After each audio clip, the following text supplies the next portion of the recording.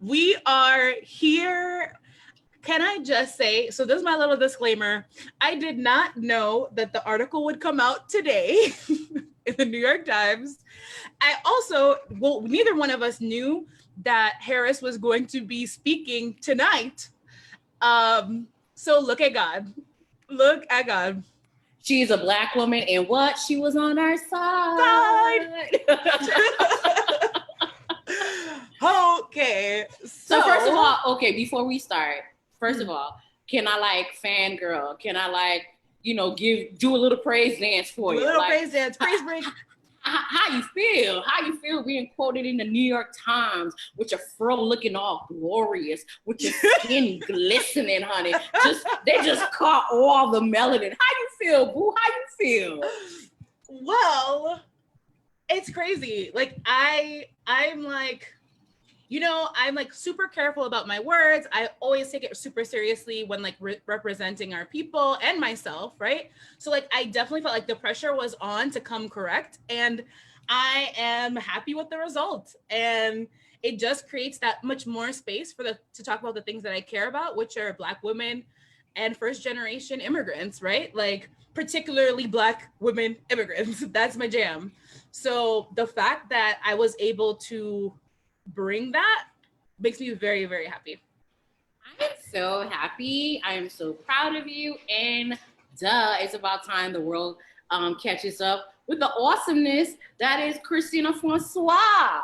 So, I mean, you pretty much laid the groundwork for our conversation, honey. Let's do it. Let's do it. I will say that like in our little prep sesh for this conversation, there are so many points to hit. I think every single one of them can be its own little hour-long conversation. So knowing that we are just scratching the surface and we're gonna let it flow. We hit what we hit, and so let's go there. We're gonna start with the politics of representation, y'all. So our live was titled for real Kamala Harris, aka everybody's first. And it's because immediately all of the historical significance was pushed on to this person, and everybody had feelings. I had feelings, you had feelings. Like there's a diversity of feelings, so we're not going to even say that we felt the same thing, because we didn't. We did not. We did not feel the same thing. But it's like, okay, first woman, first Black, first Black person, first Black woman, first South Asian person, first South Asian woman, right? So it does mean something. However, it's also an opportunity for us to challenge what being the first, or being the representative of all of the Blacks, or of all of the women, or all of the Asians actually means. So question, Chris, is representation king to you? Like, what are your feelings around Kamala and her checking so many first? What's your relationship to representation? So there are two things. So there's like the political calculation side, which like I think was freaking brilliant. And we're gonna get into that in terms of that calculus. Well, tell us about the calculus. Tell us. Well, I mean, okay, so we're in this moment right now. You have to be like under a rock to have not seen everybody's reactions to this person. And just like knowing that people can project her as a moderate, people are projecting her as a leftist, people are, saying that she was the most progressive prosecutor, people are calling her a cop. But here's the thing. The record is so broad, and the person's like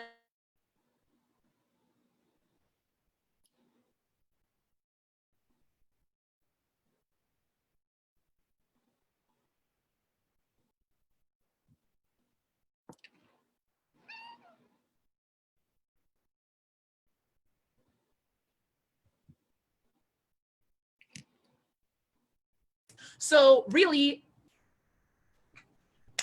You froze. I'm sorry. I missed the majority of that, but I feel like I know what you said. But go ahead, give me a quick synopsis. You froze. Quick synopsis is that folks on the left are like, she is a moderate or conservative.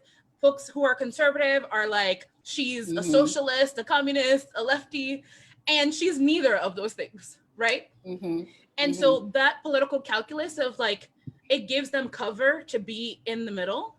It also is going to make accountability that much harder because they're in the middle.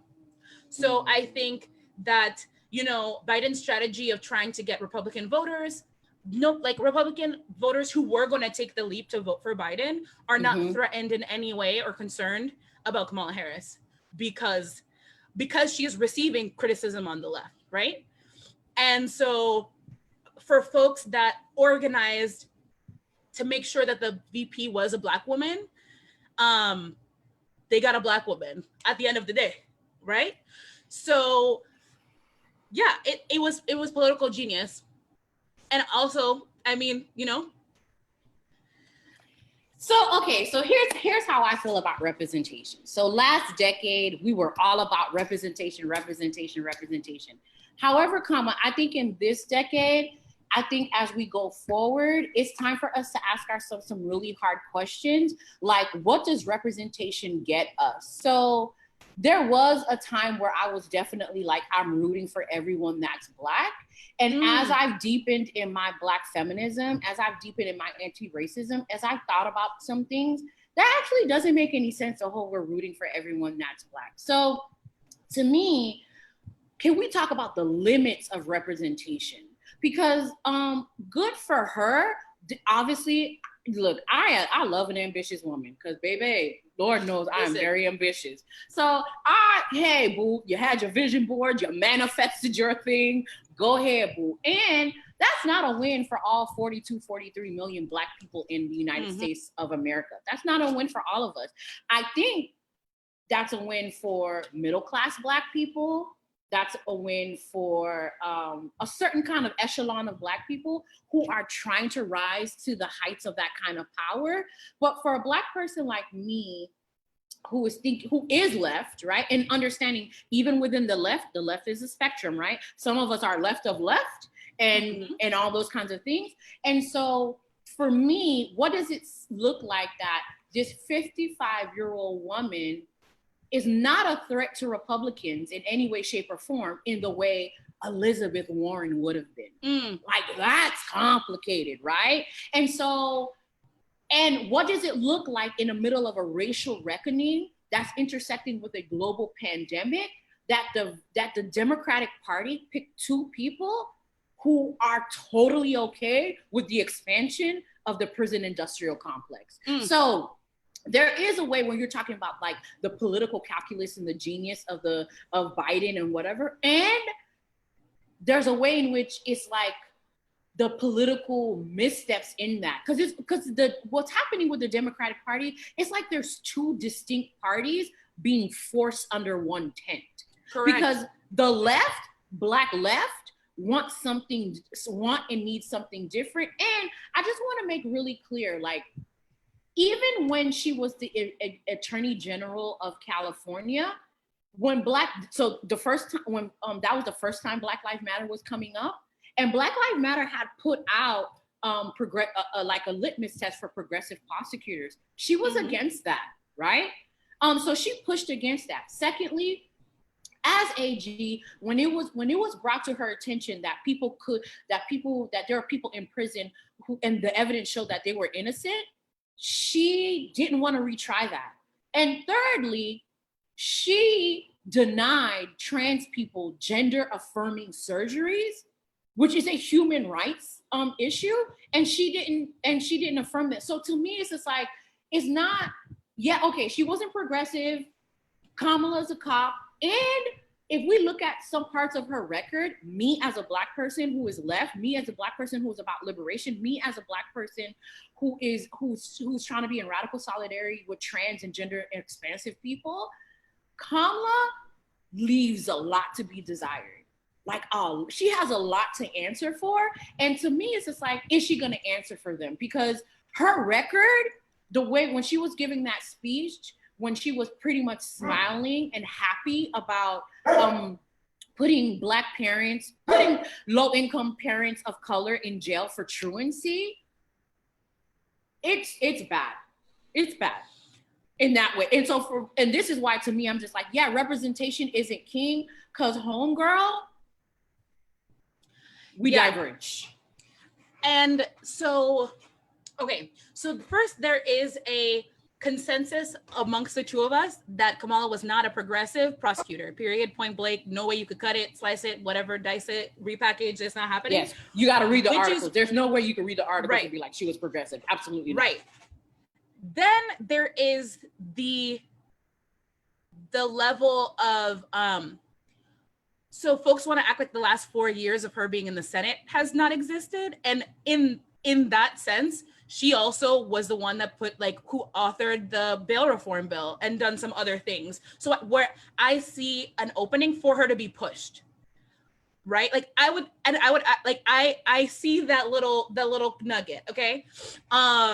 So I just want to lift that up. The other thing specifically around the politics of representation for me, and I can only speak for myself. I do think that representation is important. It is not everything, right? And one of the reasons why I think it is important is because then we get to have nuanced conversations like this about why people are the first whatever, why people are not in rooms and not at tables and making decisions, and why it is important for us to have folks in the room and folks making decisions and autonomy and self-sufficiency, right? So for me, one of the things that I got really excited about was the fact that we could actually talk about the importance of Black immigrant voters in the state of Florida. This is the stuff I eat, live, and breathe, okay? That there would be no political article on Black immigrants in the state of Florida, so that a swing group in a swing state that will decide the future of this country, if it wasn't for Kamala Harris being Jamaican. Let's be real about that. So are you saying that Black people are diverse, Krystina? We're not a monolith? I know. Okay, so tell me more. So here's the, oh God, I have so many feelings. So on the one of the things that we've seen in this reaction is this, is Kamala Black? We've gotten, if she's not Black enough, or no, she's not Black, she's Indian, or whatever, she's not born here. Just all of the birtherisms, xenophobia, misogynoir, all of that is bubbling up, okay? And it is forcing us, for people who give a crap, and for people who are paying attention, to have to articulate that, number one, there's no one way to be Black. Sorry, y'all. There is no one way to be Black. That Black people can be immigrants too, and are immigrants too. Ooh. That people can be biracial and not just be Black and white. Ooh. Actually, there's a literal global history of brown and Black intermarriage, all these things that predates the United States as a place or a thing. And that Black is global. And I think this is where you and I definitely converge, because just understand just the both of our reactions to this flattening of Blackness. There's not this one thing. To be Black is to not just be African American. To be Black does not just mean that you have a particular life or have a particular politics. Not all Black people are Democrats. There's just so much more. And I know you have thoughts. Yeah, so Black people, Blackness is global. And sometimes I think even we as Black people, in our quest, there's this weird thing that white supremacy forces us to do, that sometimes we flatten Blackness and we make it one-dimensional when it's not one-dimensional at all. So Kamala represents, we were talking, I know so many Indo-Caribbeans. I know Black people who are Jamaican and who are of South Asian ancestry. And so for me as a Caribbean person, I understand that's regular degular. I can think of quite surprised. Not surprised. I know quite a few Jamaicans down south in Kendall, whatever, who who could, I'm sure they're probably kin to her, right? And so so what does it look like for us to really be to understand that Blackness is global. Black people are not a monolith. And if we understand ethnicity, right? That Black people have an ethnicity, and our ethnicity is not Black, right? And we have a nationality, we have citizens, and all that kind of stuff. If you understand Jamaicans in the United States of America, Jamaicans, if you were to look at Black Caribbeans as a group, are by far, on paper, are like pretty much the Black excellence of the crew. Typically, if a Black person is the first of anything, you do a little research. If their parents ain't Jamaican, their great-grandparents were Jamaican. So Jamaican have been in this country for a very long time. Doing all sorts of things, right? Being Colin Powell.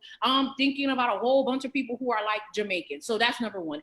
And Kamala also is South Asian. And so we know that in this country, in North America, South Asians have this stereotype of the model minority. So there's a way, if we're looking at Kamala's Blackness, on both sides, she kind of have, if there was such a thing as a model minority for Black people, Jamaicans would definitely be the group that title would be bestowed upon. So there's a very specific kind of way in which it's like, what I appreciate about this moment is that it forces us to think about the nuances of what it means to be first generation African American, because she went to Howard, she's Jamaican, and she's South Asian. So there's a way in which you have to think about all of the things that informs her Blackness. You have to think about her context, and you have to talk about what does that context do against the backdrop of us understanding this moment. Things that I, as a first generation, as a hyphenated person, I've been doing my entire life. Whole life. My entire life. So now to me, it's just like, hello, yeah, welcome to the conversation. Welcome to the party. Right. So there's this way in which people don't think Blackness, Black identity is complicated. People don't think being African American is complicated, being Caribbean American is complicated, whatever. And it's just like Blackness writ large, no matter how you come to Blackness, whether it's from Caribbean, UK, biracial, no matter what.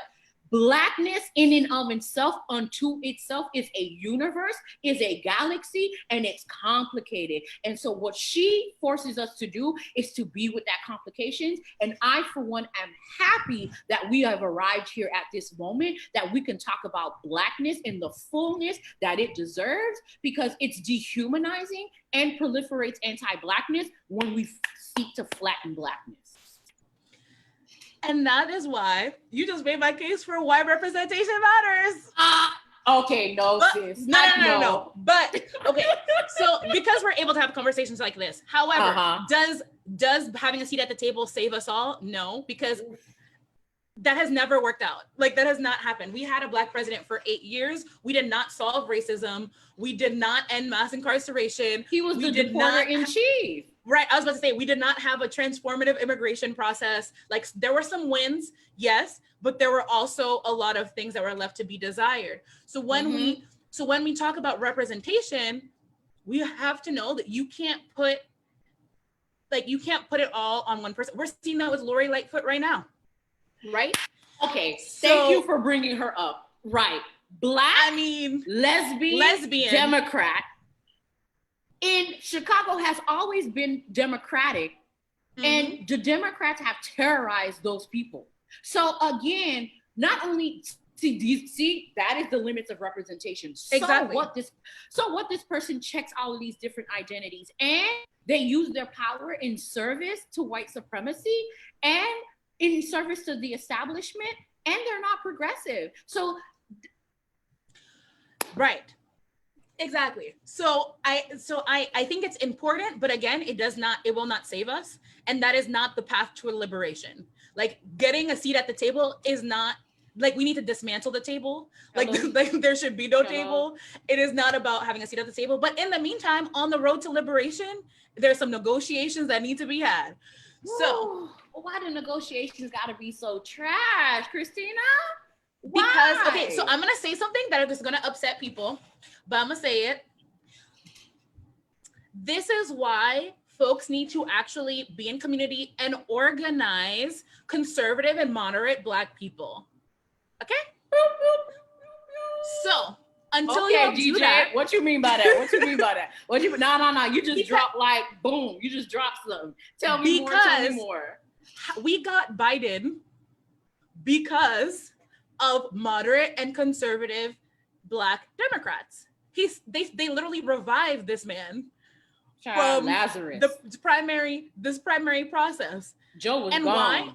Joe was gone, and the church people resurrected him. It was not even on the table. Like, I don't know, popped up. He was in the tomb, child. He was in the war. Toe tag, gone. Toe tag, done. She over the head, and somehow the brother just walked out of the morgue. And why is that? So yes, having a liberatory politic is important. We have always needed that to be able to make any type of progress. However, you got to bring people with you, because talking to the choir is got us Joe Biden. And it's not easy. It is not easy by any stretch of the imagination. And this is not only on Black folks. So I want to be very clear that, like, what we're not going to do is put the weight of this election on the backs of Black people or on the backs of Black women, right? That said, for us to be able to fully harness the power of Black voters in the United States of America, so shrinking that down, is for us to have a more inclusive and defined politic that brings everybody along. And that takes work.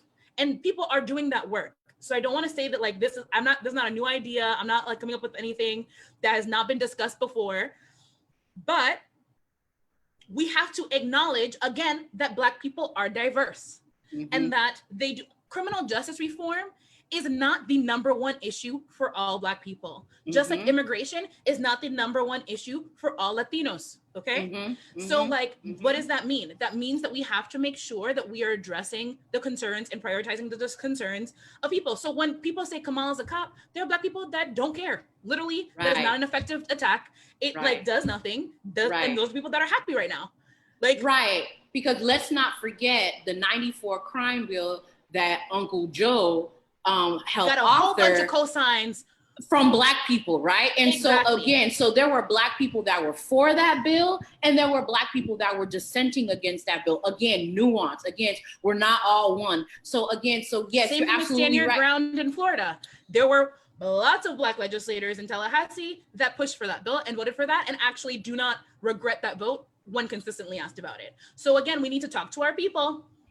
So, I'm dying to get into this part, because there is a way, if we're talking about left, we're talking about progressives, people only want to organize people within their age group. They only want to talk to people who they like. And if you're too old, if you're too whatever, for some reason, people don't want to talk to you. And then when elections come around, people want to bully people, shame people, use the ancestors to shame people into, like, voting this, that, and the third, just engaging in all manners of ugliness, because you couldn't produce a candidate or a set of candidates that people were excited about. So it's just like, hold on, time out. Your work is to create excitement. Your work is to disrupt apathy. You don't disrupt the apathy. You don't do the work to get people excited. And then you want to shame people. So this is where it becomes the limits of representation. Now, all of a sudden, if Pookie and them, if Jamal and them, if Marie Wars and them don't go out and vote, it's on us. It's our fault, especially Black women. It's our fault if your person doesn't cross over the finish line, but you don't organize people. And again, I like the point you're trying to make. This goes for Black folk, brown folk, white folk, just are not doing that deep relational work, because that deep relational and that work is organizing. Hello. And it can't only happen on Twitter, on IG, or on Facebook. You're gonna have to knock on some doors. I know we're in the middle of a global pandemic, but again, if you don't make the pitch, if you don't try to move our people left, I can't get all that mad.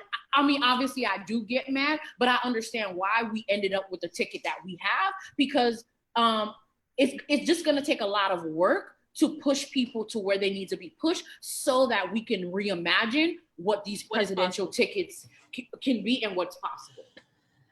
And that brings me back to this xenophobia and misogynoir that has been flooding my timeline, because what we're not going to do is have anybody come after Black people and Black women in particular. While Kamala Harris may not be the perfect candidate, may not have been Teal Bernie, may not have been AOC like y'all wanted, may not have been Stacey Abrams how y'all wanted, like, what we're not going to do is slut shame. We're not going to people dug deep, child. People dug deep for the slut shaming. We're not going to, you know, like, question their, like, her Blackness. Like that is just not, and number one, that's not gonna get you to win people over to your side. So thanks. Let me know how that works out for you. But because it's not. And then it also is, like, ineffective. So yeah. It's just, when you look at Harris's record, there's so much to critique. You don't even have to get into the ugliness around the identity, this, that, and the third child. Just stick to the foolishness she's done as AG. Now, we could talk about, like, okay, she did finesse when she was a senator. She was very good in like how the prosecutor came out. The prosecutor jumps out when it's time for these Senate things. And okay, so yeah, look, right. But at the same time, though, it's just like, and this is where I think Americans, irrespective of race and ethnicity, the one thing they have in common is xenophobia. Yes. The one thing they have in common, in a minute, people will, like, go into your identity. You're not Black enough. This, you're not this, you're not that. Trying to do a paper trail, being like, oh, her dad arrived on this. Okay, as a person who, like, has been working in the immigration space for 10 years, your parents do not need to physically been present for X amount of time for you to be able to be born. Nah, right. Constitution's super simple. You're physically here. You come out the womb on this land. You are American. Period. Point blank. If your mom was here for 3 days, or if she was here for 30, right? Mm-hmm. And so this, like, particularly as a first generation person, has been the most enraging. Mm-hmm. And then it also means I can't get into the nuance of her record, because I'm out here trying to be like, she is an American citizen, right? She ran for president. Like, we solved that already. Yet y'all weren't questioning John McCain's, like, US personhood, and he was not born in the continental United States. Okay? Yeah. But again, that's just, you know, people love to disrespect, people love to denigrate, people love to dehumanize Black women. And because the anti-Blackness is so deep and real, and it's just like, just attack her on her record, like the way you would if it were a white man, right? But because people... they don't even do that. I'm sorry. I have seen more vitriol aimed at Kamala Harris than Joe Biden, the actual author of the crime bill. The actual person who has said, like, anti-Black things, and, like, I literally, it leaves me speechless at times, because I'm like, y'all really going hard, going for her jugular, when, like, the man, like okay, can he focus? But Tina, here's the thing. Okay, so, ooh, child, we all off our talking point, but since we having a conversation, let's have the conversation.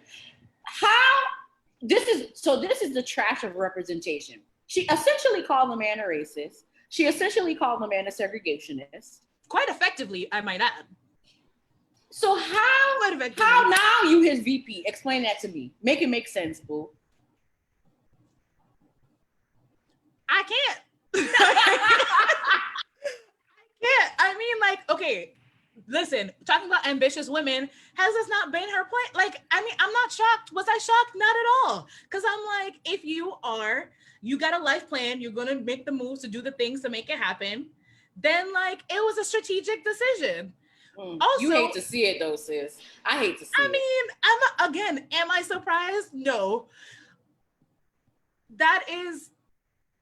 That's the part about politics that people don't like, but it is a game, and that was the game. And I don't think that her attacks were any less genuine, because they were rooted in fact, and, like, it was true. Mm-hmm. But I think she made the calculation of, like, okay, I have this once in a lifetime opportunity to be on this ticket and potentially be VP. And like, if an old dude croaks, then like, I'm gonna be president. So really, what you gonna do? And I'm like, you know, I'm not mad at it. Also, how do I say this? Ideological puritanicalism is not gonna save us. Like, is it puritanical to expect, like, essentially you call this man a segregationist and a racist to be like, you wouldn't have, like, is that puritanical though? Like, that was she made a very, it was so scathing, it was so exacting, and she did it so well. And Joe Biden has a race problem on top of the 11 other problems he has. So, I mean, again, with my like cold political calculation hat on, I'm sure she negotiated being a strong VP in exchange for that compromise of it. Yeah, Chile. Listen. Chile. Okay. I mean, okay, so that's getting. We're getting too far. We're going too far. We're going too far. Not look at us. Now we like Pod Save America. Let's I know. I'm like, I'm like, not. If only Pod Save America actually had like Black people on it.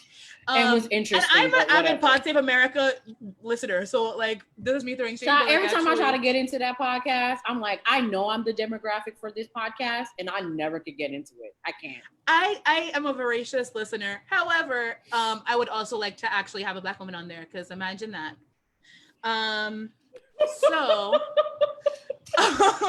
Okay, what's our next question, Chad? Okay, our next question. We talked about this. What does this mean? Okay. We actually did hit a lot of the points. Okay. I think because we know what we're doing, you know. Hello. I think we can go to the fact that Black women are not here to save you or save the Republic. You sure? Because you sure? Yes, it seems like that's our full-time job. We just got the right to vote. Girl, just got the right to vote, but somehow I have to use my one vote to save everybody and their mama, which that's a lot. But yet y'all can never produce a candidate that makes ever. Okay, just explain it to the people, because it's really, and this is how we continue to dehumanize Black women. This is how we continue to treat Black women as if they're properties and things, and we're like, oh, Black women, and they're gonna save the Democratic Party, they're gonna save the whatever. But it's just like, but what is the Democratic Party doing for Black women in specific? And at the same time, I understand that, you know, Black women, we don't all want the same things, right? Harris is not a win for me. Specific, I would never want her in that realm. But at the same time, why are Black women always put in a position where they have to save the Republic when the Republic spends its full-time job, when the Republic overtime, not saving Black women, engineering issues that causes our premature death? Tell me more. Why? So, I mean, you will have heard this, and you will continue to hear this, that Black women are super voters, that 95%, or I think it was like 98%, had consistently vote Democrat, especially in presidential elections, and that, you know, that was used to pressure Biden to select a Black woman. I think I will say this, for the first time I've ever seen, and I think this speaks to this moment in the racial reckoning that has happened, to see two public letters, one public letter by Black men explicitly saying, if you don't pick a Black woman, we're not going to vote, was a huge moment. Why? Also because they know that if Black women sit out, then ain't nothing happening. Okay? Nothing. Not a thing. Then you also had an entire campaign with different factions. Okay, so it was not just the Hive, like folks say, the Kamala Hive. It was actually the K actually a whole bunch of. I can't. Can we time out for a little bit? Can we time out for a little bit? I just learned what the Hive was. Can I just tell you? Can I tell you how disgusted I am with my fellow United Statesians about like how we turn everything how we turn into a stand. political figures into like rock stars. Like, why does Kamala Harris have a hive? Why are we standing? Like, what are we doing, people? And this is why it becomes Stacey Abrams has a hive too, but poor job. But again, why can't you like people? Why can't we just like people and just like people? Why do we have to turn them into Beyonce, Rihanna, Lady Gaga? Like, how does that help our political calculations? How does that help us get racial justice? Because it doesn't. Because what happens is we get so we get so invested in the ego of our Beyonce, of our Rihanna, of our Lady Gaga, of our Madonna, that when it's time to push them, we can't, because you feel so personally invested in these people. It's weird, it's silly, and it's an obstacle to getting real work done. Okay, I'll be quiet. Finish your point. My bad. So really quick, my thoughts on why, like, is it not deeply rooted in our American myth and our founding fathers being deified and Mount Rushmore and, deeply rooted in our capitalist society, right? Yeah. Like that we commodify everything, including our politicians and our elected officials. So it is not surprising at all. And that's why I'm not team rep. And that's why I'm not on team representation, because we are in the age of commodifying identities, and it's a slippery slope of dangerousness. That could be a whole other topic of discussion. Like noted. I have to gather my thoughts on that one, but I agree. Off the rip, I agree. So again, so taking a step back to, why Black women voters are the soul of America, yet are literally ignored in all policy decisions, barely represented in government, like anywhere, like at any level of government. Like we're about to have no Black women on the county commission. Like, ooh, Chile. We're, like Kamala Harris running for VP, like we're gonna have no Black women in the Senate. Like, let's be real about, like, the math is not adding up. And whether it's the political development, the leadership pipeline, whatever you want to call it, around actually trusting and following Black women's leadership, the bench is very shallow. And that's for a reason. I mean, anti-Blackness is real, so is misogyny, so is, misogynoir. So that is how, there are definitely structural barriers as well as internalized barriers. And then I want to just be like, 53% of white women voted for Donald Trump. Don't talk to me. 5-3. Don't talk to me. 5-3. I do not need to rally my cousins and my aunts and mother figures and friends. We got this. Yeah, that you need has to not go been get the problem. Karen. That is wrong. Right. Go You get need to talk Karen, to your grandmother Becky, who you're scared to talk to Amy. about. Yes, go get them. Move it along. So, and even in the most recent poll, 50% of white women said they are voting for Trump. That came out 2 weeks ago. Yeah. Nothing has moved. So again, instead of progressive, non-Black folks who are all over the interwebs stalking people, what you need to do is talk to your relatives about what they need to do instead of trying to lecture Black people. But those people don't want to organize. That's called organizing. Organizing your papa, organizing your grandma, organizing your brother, who's in some incel hole that you haven't checked in on for weeks. Yeah, you should be trying to organize those people, because again, even when Black people don't like who we're being given, we if we can, we do our best to show up. And that's getting really played out, Krystina. And like as we continue on, we'll see how this election goes. But as we continue on this decade, that's unsustainable. That whole lesser of two evils situation, that's not sustainable anymore, especially when we're talking about younger millennials, when we're talking about Gen Z, who are thinking about liberation as we have this conversation in the middle of Black August. Like, Blackness is bigger than, as you said, bigger than the Democratic Party, bigger than a Democratic ticket. So there's a way in which the vote or die camp, I'm gonna really need y'all to pivot and get some nuance, because how can your social justice and your activism and your advocacy start and end with electoral politics? That's just what an impoverished way to deal with democracy. What are you doing all year round? How are you not talking to your people? So if 53% of white women voted for Donald Trump and 50% are still slated to vote for him again, what have white folks been doing? For the past 4 years, what y'all have been you doing? been doing? Who you been talking to? Because keep in mind, we are now in a moment where defund the police and abolition is in the zeitgeist in a very particular kind of way. That's Black feminist thinkers. That's abolitionist thinkers. That's sex workers. That's queer people. That's trans people. We did our job. We've been on the internet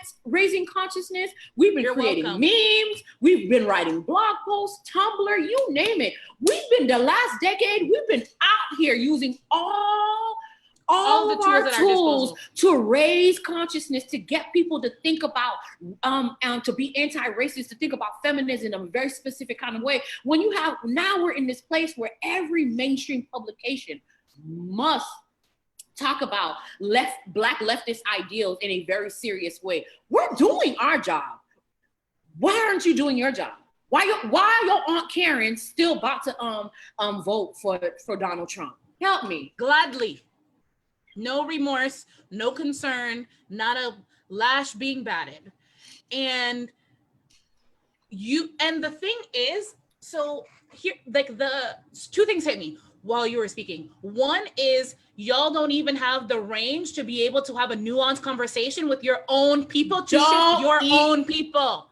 Don't even have the range. You want to throw out alphabet soup at people of color when you can't even have a super basic one-on-one with your cousin about why the material conditions of people have been declining over the past couple of decades. Mm-hmm. That the wage, the income inequality has grown, that we don't even know what the long-term health effects of COVID are going to be. My God. And you can't even convince them to wear a mask. And then you want to be coming here to be the overseer of Black people and their vote. We talked about that colonizer spirit. That colonizer spirit of, like, people feeling like they are the manager of Black people.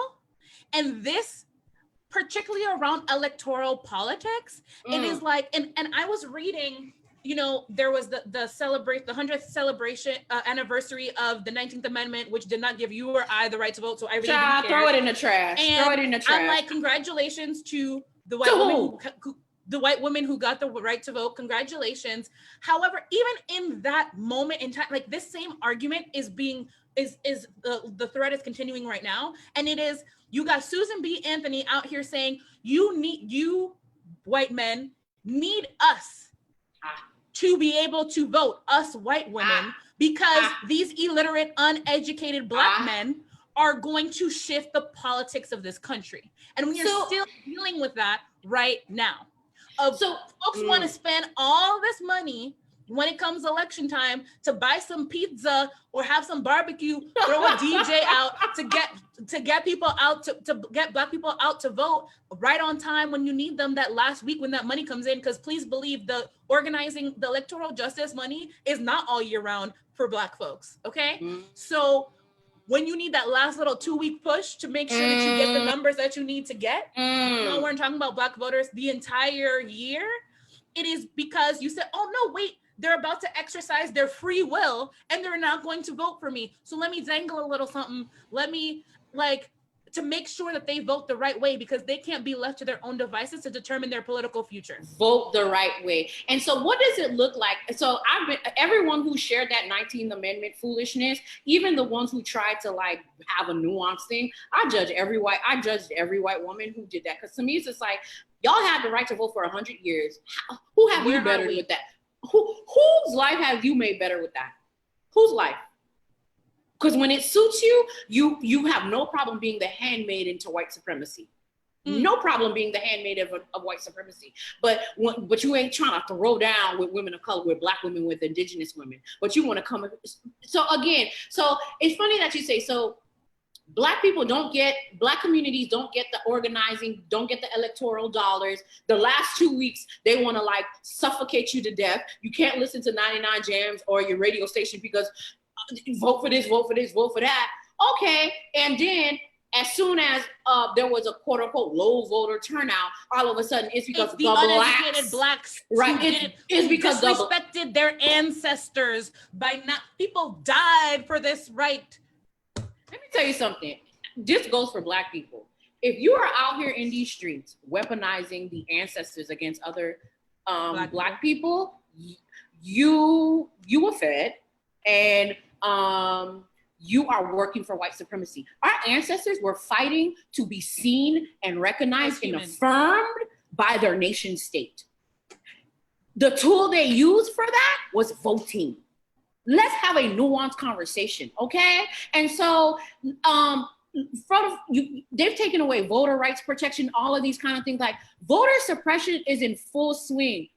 Let me tell you something. Look, I know y'all love Michelle. I love Michelle too. But I watched Michelle's speech the other night. Let me tell Auntie Michelle something, boo. Ain't nobody packing a lunch or breakfast or snacks and standing in a line for 12 hours to vote for Biden and Harris. Sis, let it go. I don't know who lied to you, boo. That's not happening. That's not happening. And we have to ask ourselves why that's not happening. And it's not because I don't need to vote. I don't need to vote for we gotta go there. Like, girl, please. Because here's the two reasons. These United States of America. Why am I spending 11 years in line? Number one. Number two, baby, if your people are not as exciting as they should be, don't be mad. Because again, what people tend to forget, black people who don't vote, they're not voting because they're ignorant. They don't like the options.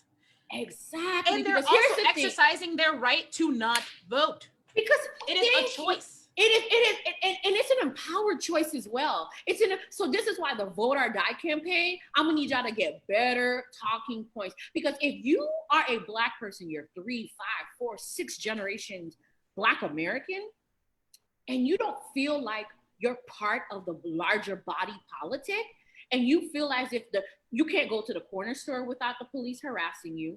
The corner store you go to that is owned by another group of a different kind of people of color are being racist towards you, jacking up the prices, calling the police on you. There is no safety net to catch you. Why should you vote? Why? The black politicians lied to me. The black politicians turned their back on me. The white Latinx politician turns their back on me. So it's just like everyone who can lie to me and exploit me lies to me and exploit me. But yet you're gonna try to shame me during the midterm elections and whatever to vote? Nah, fam. That's anti-black. I don't care what your race is. I don't care what your ethnicity is. Making people feel bad for not voting when you have not done the real hard anti-racist work to build a coalition with those people is racist, is in service to white supremacy. Nobody got free on these United States of America through a vote. People organized, people resisted, people protested, people burned things down, burn things down, and then policies were changed, and then compromises were made and laws were made. Don't be making it seem like it starts at the laws and then it comes down to the people. No, right? No.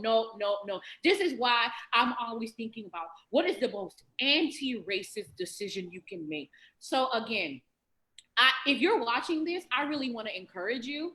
If your social justice only ends and begins with electoral politics, I beg of you, you need to do some work. You need to do some work.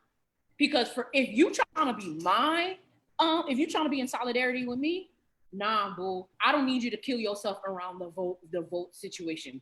Do what you can, but there are so many other things that can be done that could help ameliorate and make the lives of Black people, Indigenous people, people of color better.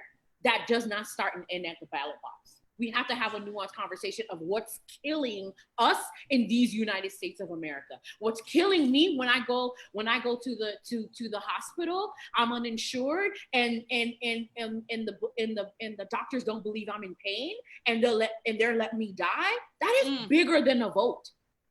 So like, stop it, y'all. I have many feelings, but I would like to say that voting is a tool. It is one singular tool that will not free any of us. I think that Lucia has hammered that nail down. Okay, I think we were very clear on that.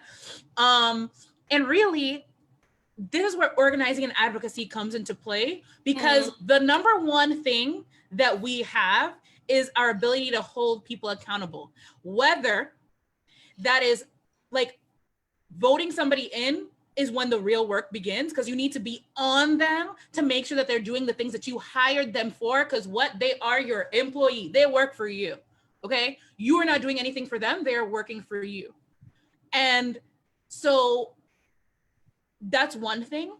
The other thing is, again, as a tool of accountability, vote them out when they're up for re-election. And I think we have seen that happen yesterday, and we will continue to see that happen in November and moving forward.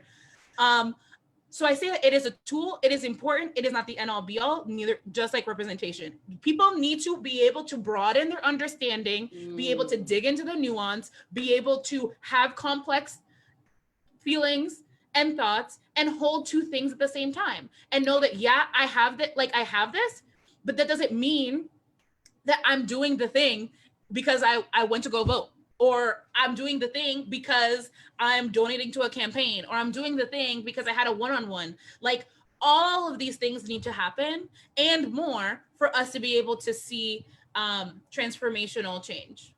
Yeah, and I just think it's really interesting how many articles in the past 3 to 4 years of the Trump voter that was trying to sell us how nuanced and complicated the Trump voter is and why they made the political calculations they made. But at the same time being like, Black people aren't as diverse as Latinos. But none of that, right? But none of that grace and mercy is given to the Black person who chooses not to vote. Or the brown person who chooses not to vote, or the queer and trans person. So there's just a way. But I think it goes back to that flattening of like, we don't even get disaggregated data. Like, you can't even disaggregated data. Please tell the people what you mean, Krystina. Listen, you can Google and find a gajillion think pieces about working class white people between the ages of 44 and 55. That data does not exist for people of color, period. You can find information on, rural counties, 2,000 rural counties in the Midwest and their voting patterns over the past 30 years, when you can't even get Haitian voting numbers in Miami-Dade County. And rural meaning white. Forgetting that there's a whole swath of indigenous people who live in rural America, Black people who live in rural America, Latinx people who live in rural America, but literally rural, it becomes a stand-in for white. Well, I mean, and that has been my biggest frustration, particularly like yesterday with being, the 19th Amendment of like, white is not the default, okay? White does not, working class doesn't mean white. Rural doesn't mean white. Women doesn't mean white. College educated doesn't mean white. Like, voter doesn't mean white. Like, it's exhausting. It's exhausting. Because guess what? Like, people have been here for time immemorial. Been here, child. And we're trafficked here. It is embarrassing that y'all don't have the data. You don't you can't do the like. It is not hard to get disaggregated data, like, because it's there. Because you have, as a person who's worked with voter files, like, the information there, y'all need to do the work, because there are organizations who are committed to doing that very targeted work, right? Like, there are people who don't speak English as a primary language that are not Latinx. You don't even have that in your voter outreach. Like, again, you have this information because by law, the ballot is required to be translated into all of the languages that hit a certain threshold, which is why, for example, in the state of Florida, our ballots are in English, Spanish, and Creole. So y'all know enough to know that, like, legally you're required to translate that ballot, but you can't tell me how many Haitian voters there are in the state of Florida? Until you have Kamala Harris and want to do a political piece? Okay. Y'all had that information this whole time. Now you want to talk about Jamaican voters? Like, Yeah, this is the continued disrespect and flattening of Blackness. I can't say this enough. Black people have a race and an ethnicity. That race and ethnicity is attached to a class, is attached to a citizenship status, it's attached to a sexual orientation, you name it. Everybody under the sound of my voice, we need to start thinking about Black people in more diverse ways and really do the work of understanding Blackness, especially for folks who are in South Florida, because you are rubbing elbows with all sorts of different kinds of Black people. And it's a political tool for us to collapse and fall under the Black umbrella. That's very helpful, very useful. I'm never gonna walk away from that. And it's okay for us to be specific and talk about our specific Black context, and how that specific Black context animates our worldview and how we come to these political decisions and how we make these political calculuses. I think that's important. Yeah, I think that's important, and anything less than that is in favor of white supremacy. And I think it hones in on the fact that Black is a complicated identity. Black is complex, Black is global, Black is diverse. We cannot explain that enough as two people who are Black in different ways, right? Right. Even as Haitian Americans, right? So it is past time for us to be able to be having these conversations, and it is anti-Black to not be able to do the work to be able to delve into those intricacies. Yeah, it's not just lazy; it's anti-Black. Yeah, we got to respect the Black diaspora. We have to respect ethnicity, and we have to do our work to understand what it means. And I think Harris is very American. If you are clued into a very particular kind of America, to me, because I know Indo-Caribbeans, I know Black and South Asian folks, this of that nature. To me, in my Caribbean mind, in my Caribbean brain, she's not an anomaly. She's not special. She's actually really normal. She's part of she's part of my world. She's part of my Black Caribbean metropolitan world. And I get it. For a lot of people, she is new, she's exotic, she's different. Welcome to the United States that some of us have always lived in. And we had this conversation before, like when, over the weekend, my entire existence, I've known folks who are Black and Indian, whether it's an interracial marriage or they're Indo-Caribbean or, this time last year, I was in both Kenya and Ghana. And one of the things and I had been to South Africa, so I feel like at least I've been to, different corners of the continent at this point. And one of the things that continues to strike me is how much South Asian culture is infused into African culture. This is not like, we don't want to talk about, oh no, but she's not black or whatever. There is no, it's in Africa, okay? like y'all like to do, like, it's, one, like folks eat curry, folks have samosas, folks have the Hindu words in their language. Like, we are talking about millennia of continental relationship. Okay. So again, when you see, like, there's a long history of the Indian diaspora in East Asia and South Asia and West, like, in East Africa and in South Africa and in Western Africa. Like, this ain't new.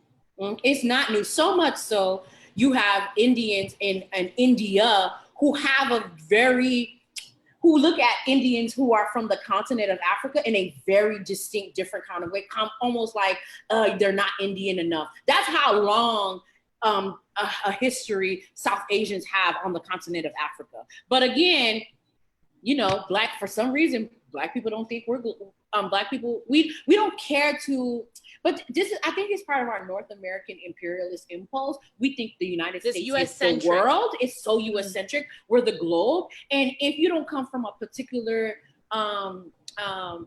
immigrant background, there are just some things that you miss. And we end up exceptionalizing people and turning people into unicorns when we don't need to.